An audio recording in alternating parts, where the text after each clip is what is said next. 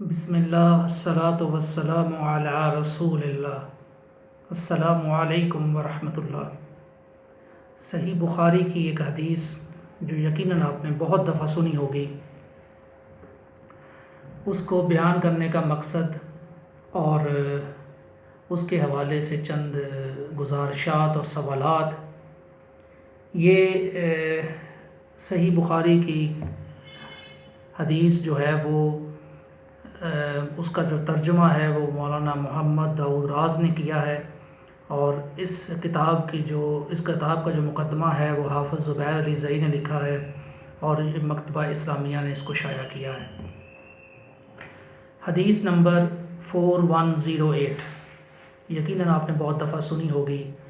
آئیے اس کو سنتے ہیں دوبارہ سے، اور اس حوالے سے کچھ سوالات اور کچھ باتیں جو ہیں وہ ہم سمجھنے کی کوشش کرتے ہیں، اور گزارش کرتے ہیں اپنے احباب سے کہ ہمیں اس حوالے سے رہنمائی ہماری فرمائیں اور کوئی گائیڈنس اس حوالے سے ہمیں ضرور دیں۔ حضرت عبداللہ بن عمر رضی اللہ عنہما نے بیان کیا کہ میں حفصہ رضی اللہ عنہا کے یہاں گیا، وہ ان کی بہن تھیں اور ام المومنین بھی تھیں۔ ان کے ہاں گیا تو ان کے سر کے بالوں سے پانی کے قطرات ٹپک رہے تھے۔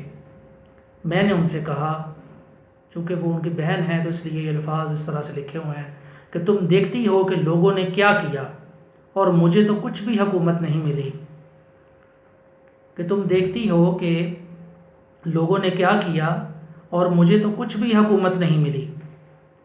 اب عبداللہ بن عمر رضی اللہ عنہما کے یہ الفاظ اگر ان کی تعویل کوئی غلط معنی میں کرنا چاہے تو کر سکتا ہے کہ الفاظ کے ظاہر سے جو نظر آ رہا ہے، لیکن حضرت عبداللہ بن عمر رضی اللہ عنہما کے الفاظ کا مفہوم اور مطلب کیا تھا، اس حوالے سے سوچنے والی بات ہے۔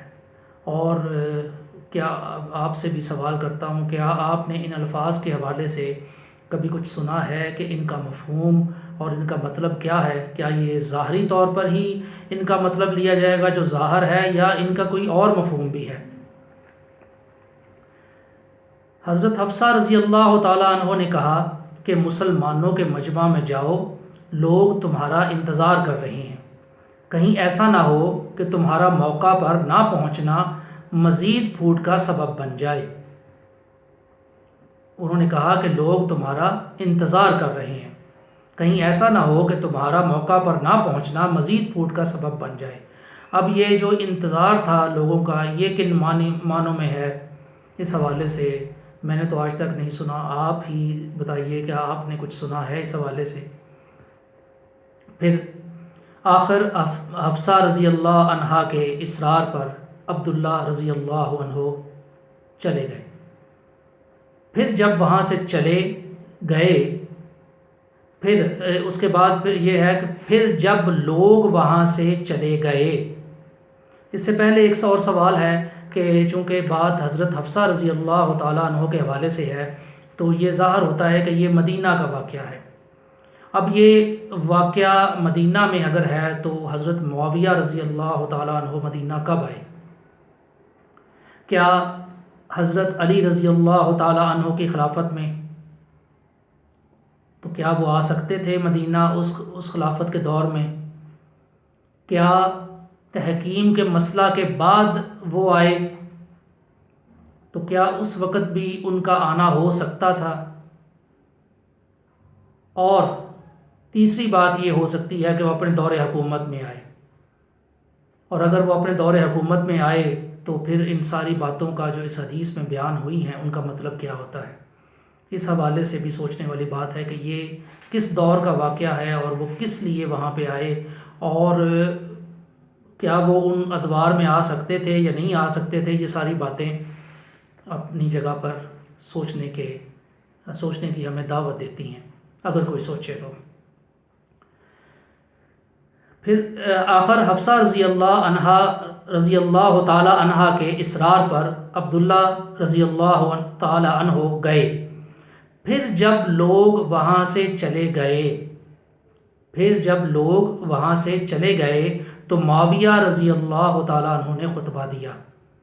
اب یہ بات بھی بڑی عجیب ہے کہ پھر جب لوگ وہاں سے چلے گئے، اس بات کا کیا مطلب ہے کہ لوگوں کے جانے کے بعد حضرت معاویہ رضی اللہ تعالیٰ عنہ نے خطبہ دیا، جبکہ اوپر ہمیں یہ مل رہا ہے کہ حضرت حفصہ رضی اللہ تعالیٰ عنہ حضرت عبداللہ بن عمر رضی اللہ عنہما سے کہہ رہی ہیں کہ لوگ تمہارا انتظار کر رہے ہیں، اور پھر جب لوگ وہاں سے چلے گئے تو معاویہ رضی اللہ تعالیٰ عنہ نے خطبہ دیا اور کہا کہ خلافت کے مسئلہ پر جس سے گفتگو کرنی ہو وہ ذرا اپنا سر تو اٹھائے، یقیناً ہم اس سے زیادہ خلافت کے حقدار ہیں اور اس کے باپ سے بھی زیادہ۔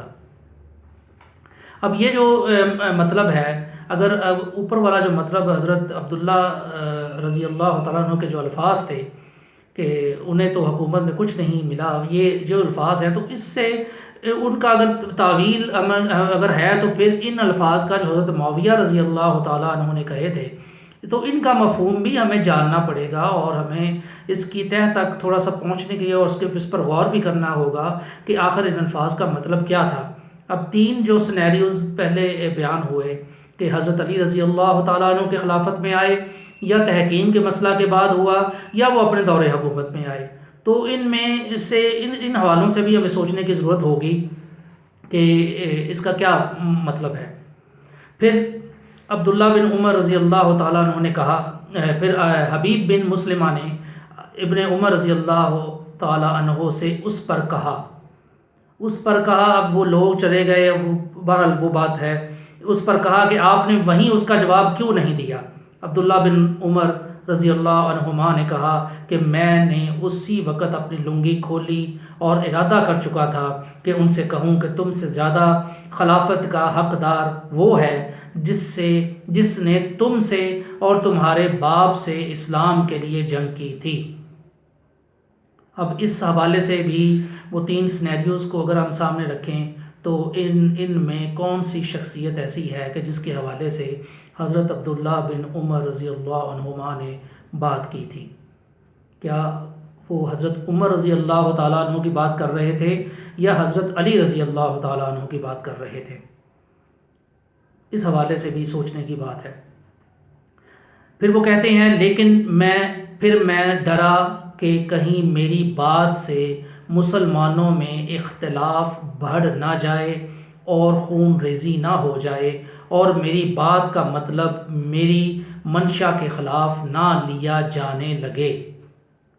اب یہاں پر جو سوال اٹھتے ہیں وہ یہ ہے کہ جو ان الفاظ کا ظاہر ہے ان پر اگر غور کریں اور ظاہر پر غور کریں تو اس کا یہ مطلب بنتا ہے کہ اگر حضرت عبداللہ بن عمر رضی اللہ عنہما وہ کہہ دیتے تو کیا اختلاف پیدا ہوتا تو کیا اختلاف پیدا ہوتا اور کیسی خون ریزی اس پر ہوتی، اور ان کی باتوں کا مطلب غلط کیسے لیا جاتا، کس سینس میں غلط لیا جاتا۔ پھر وہ کہتے ہیں کہ اس کے بجائے مجھے جنت کی وہ نعمتیں یاد آ گئیں جو اللہ نے جنتوں میں تیار کر رکھی ہیں۔ حبیب بن ابی مسلم نے کہا کہ اچھا ہوا آپ محفوظ رہے اور بچا لیے گئے، آفت میں نہیں پڑے۔ یہ حدیث صرف اور اس میں جو سوالات اٹھائے گئے یا جو ایک تفہیمی جو بات کی گئی وہ صرف اس غرض کے لیے تھی کہ سوچنے اور غور و فکر کی دعوت دینا اس کا مقصد تھا۔ روایت پر نہ تو کوئی تنقید نہ کوئی جرح، کیونکہ نہ تو یہ میرا کام ہے اور نہ میں کر سکتا ہوں۔ جو سوال بھی اٹھائے ہیں وہ صرف سمجھنے کے لیے اور دوسروں تک غور و فکر کی دعوت دینے کے لیے ہیں۔ سوچئے گا اور احباب سے اس حوالے سے سوالات بھی کریں کہ ہمیں ان احادیث کا جو صحیح مفہوم ہے وہ بتایا جائے۔ جزاک اللہ خیرہ۔ السلام علیکم ورحمۃ اللہ۔